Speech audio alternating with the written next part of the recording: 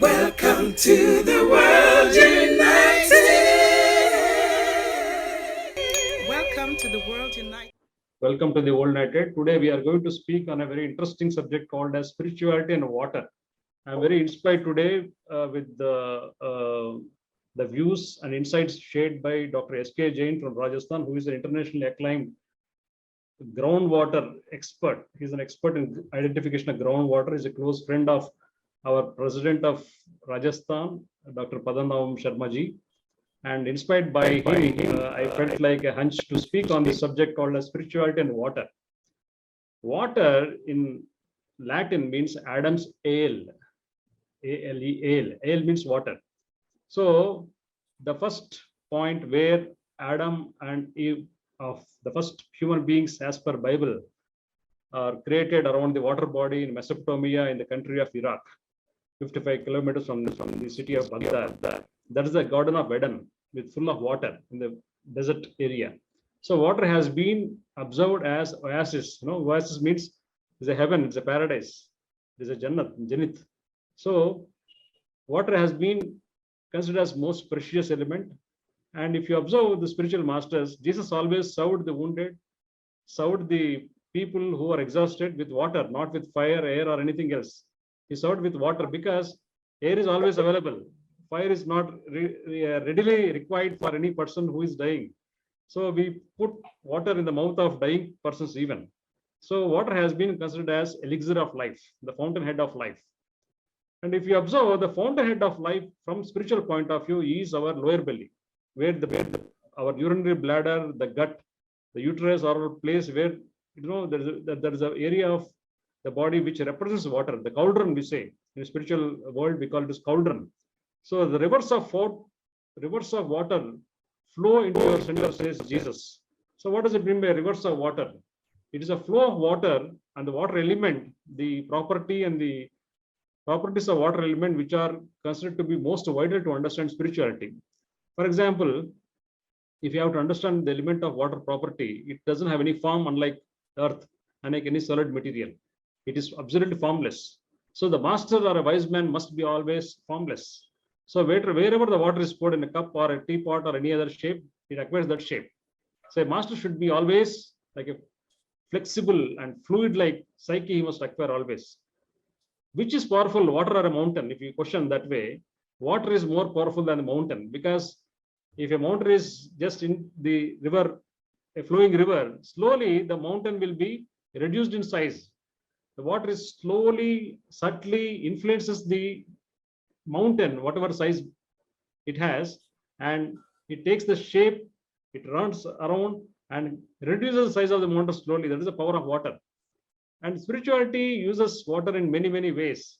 First thing is, one should be like fluid, flexible, and formless, and not acquiring any type of property, any type of rigidity, any type of robotic nature as far as spiritual awakening is concerned. And if you observe, water is thrown on the heads of the people, like mantra jal. We call mantra jal, right? When we baptize a person, we use water.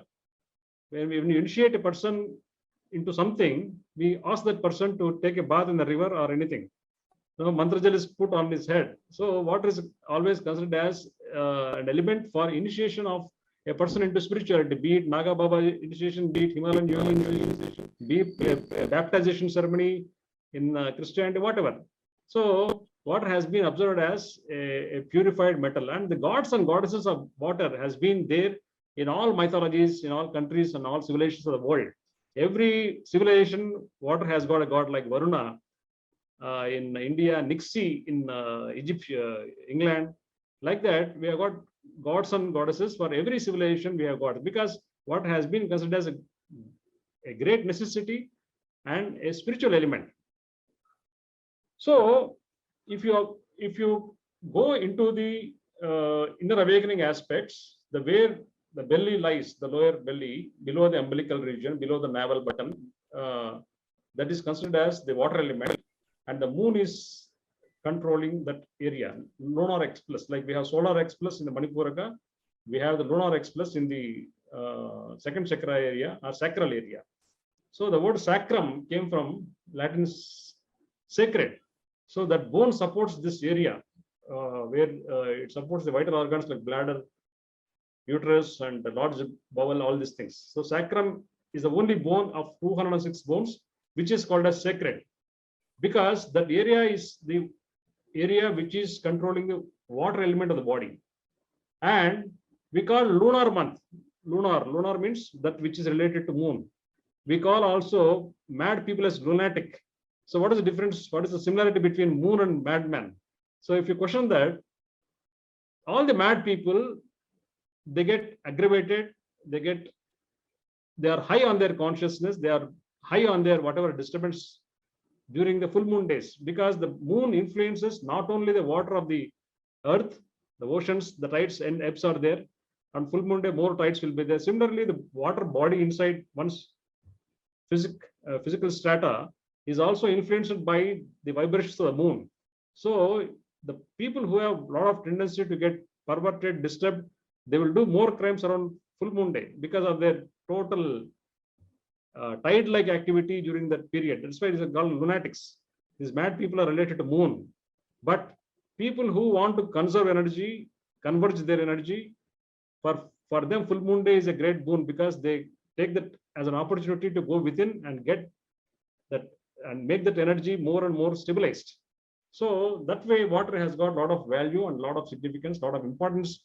And water and spirituality has always been considered as an interconnecting continuum instead of a separative entity. So for now, today, we call it a day, and we'll continue to know much more about spirituality and water in the next sessions. Thank you very much.